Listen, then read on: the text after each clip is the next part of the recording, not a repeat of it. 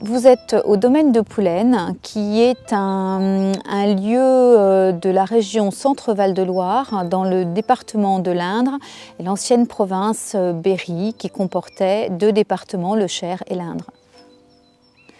Je suis Valérie Hénaud, la propriétaire de ce domaine depuis 30 ans. Je dis souvent que ce domaine, son histoire est liée à mon histoire de famille, puisque nous sommes venus ici il y a 30 ans portés par l'idée de trouver un petit coin de nature pour nos enfants. Nous avons donc fait une recherche d'une maison plutôt dans la région centre, parce que j'ai eu la chance d'avoir une maison familiale en Sologne. Et je souhaitais le même type de territoire, ce qui n'est pas finalement tout à fait le cas avec Poulaine, puisqu'on est dans une région avec une terre totalement différente, une région de chêne. Et on est tombés tous les deux, le papa de mes enfants et moi, sous le charme de cette maison. Le domaine tel que vous le voyez aujourd'hui n'est pas celui que l'on a trouvé il y a 30 ans. Déjà, il y a 30 ans, vous n'aviez que la partie autour du manoir, avec les deux communs que vous voyez à gauche et à droite du manoir. Le portail n'était pas placé à cet endroit-là, mais pratiquement juste à côté de la maison, sur l'un des deux communs. Et il n'y avait pas la partie métairie.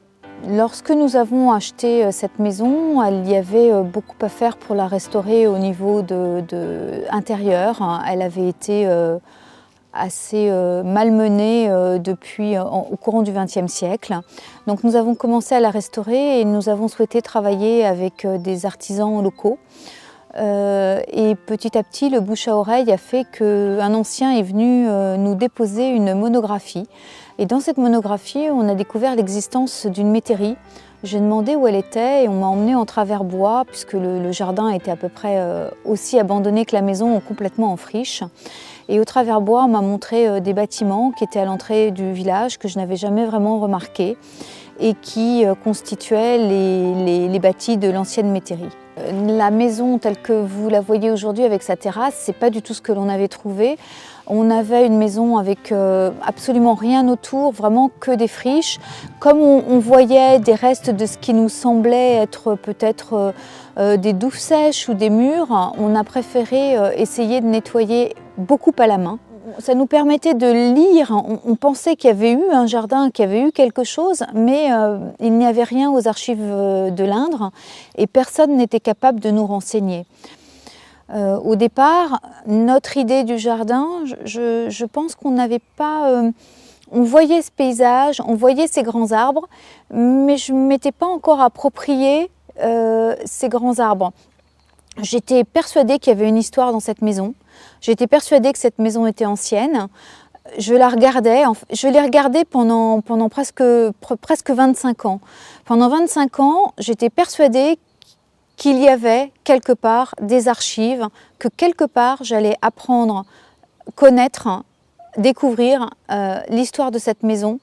Et forcément, s'il y avait eu des hommes qui avaient une maison, dans les siècles passés, ils avaient forcément fait au départ un jardin vivrier, puis un jardin d'agrément autour. Je peux depuis le début des années 2020, retracer l'histoire des hommes et l'histoire d'un jardin.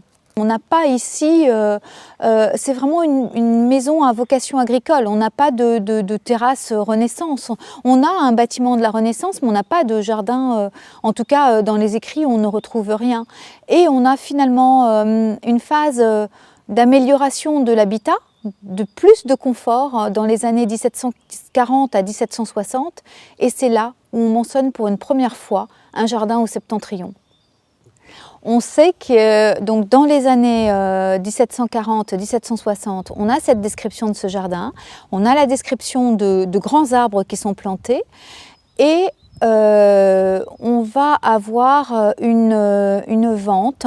Alors, de ce que l'on pense aujourd'hui, c'était des cessions ou par des cousins éloignés ou voilà, par héritage en fait. C'était vraiment intrafamilial, mais à la famille élargie. Et donc on a une description au tout début des années 1800 et on va avoir un acte à ferme.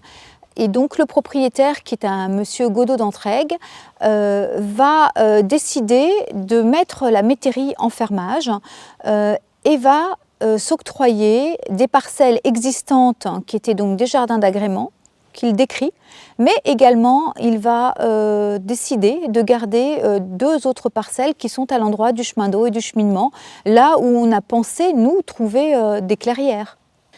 Donc lorsque nous sommes arrivés, on voyait bien entre la métairie et le manoir un fossé avec des grands arbres sur ce fossé, donc les ormes, les chênes, les tilleuls. Rien d'autre.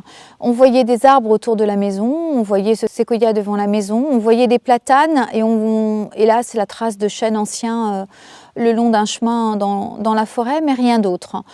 On s'est posé la question d'un parc sous l'eau, puisqu'il y en a plusieurs aux alentours, ce qui n'était pas le cas.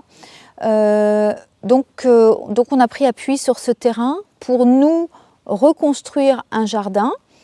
Et aujourd'hui, à la lumière de ce document d'archives et de cet acte de fermage, on a construit le jardin sur les limites de l'ancien jardin. Donc de ce premier jardin du 18e et de ce deuxième jardin construit par les Godot d'Entraigues. On a retrouvé des vieux poiriers de l'autre côté de la rivière et on sait qu'il y avait un jardin potager de l'autre côté de la rivière et des vignes. On l'a en description mais on n'a pas de plan.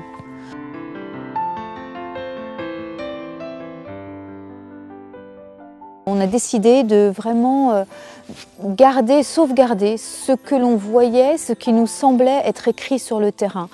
Et on a souhaité garder les dénivelés, garder les acquis. Pour les niveaux devant la maison, la terrasse, c'était assez simple parce qu'on avait les niveaux des racines du séquoia et du platane, donc on était obligé de se baser sur les arbres existants. Dans le chemin d'eau, c'est pareil, la pente que vous voyez, on a vraiment gardé l'existant. Et on avait ce qu'on pourrait nommer aujourd'hui comme des clairières, qui étaient des espaces sans végétaux, mais avec aucune trace d'un jardin, d'un mur. Il faut savoir que dans les années 50, la maison est restée pendant une bonne dizaine d'années abandonnée. Et c'est vrai que tout ce qui était de l'ordre des espaces extérieurs a été beaucoup modifié. Le cours de la rivière a été modifié, le cours du ruisseau, le Poulain, a été modifié. L'étang devant la maison a été en partie remblayé. Donc nous sommes arrivés sur un terrain qui avait été modifié entre les années 1950 et 1970 et on a essayé, un peu comme un archéologue, de gratter pour voir ce qu'il y avait en dessous sans passer avec des gros engins pour ne pas détruire ce qu'on aurait pu retrouver comme vestige. Et voilà, c'est venu comme ça. Les idées se sont mises en place au fur et à mesure des rencontres, d'abord avec Pierre Joyot, après avec Claudie et Gérard Adeline, puis avec Christian Coureau. Et c'est vraiment ces partages avec toutes ces personnes rencontrées qui font le jardin de Poulaine aujourd'hui. Très très vite m'est apparue l'idée de travailler au plus proche de la nature, de sauvegarder la biodiversité et d'essayer de repeupler justement, et cette présence d'eau était véritablement importante. Alors au jardin de Poulaine aujourd'hui, on va trouver la partie la plus formelle qui est autour de la maison, que l'on continue, je dirais, à formaliser pour asseoir un petit peu la maison. On le fait aujourd'hui, on a la chance d'accueillir monsieur Hubert Puzna depuis l'hiver 2020 et qui nous aide à mettre en forme ce jardin qui a bien grandi. Donc c'est un jardin aussi autour de la maison, nous sommes dans les parties les plus au soleil parce que c'est un jardin quand même d'ombre, le jardin de Poulaine, il y a beaucoup de bois autour. Et dans ces parties au soleil, il y a aussi une atmosphère un peu méditerranéenne qui est bien utile aujourd'hui avec le réchauffement climatique et qui est venu parce qu'il y avait des jardins en bord de Méditerranée dans mon enfance et c'est venu comme ça. On m'a dit que je faisais une folie de les installer en Berry.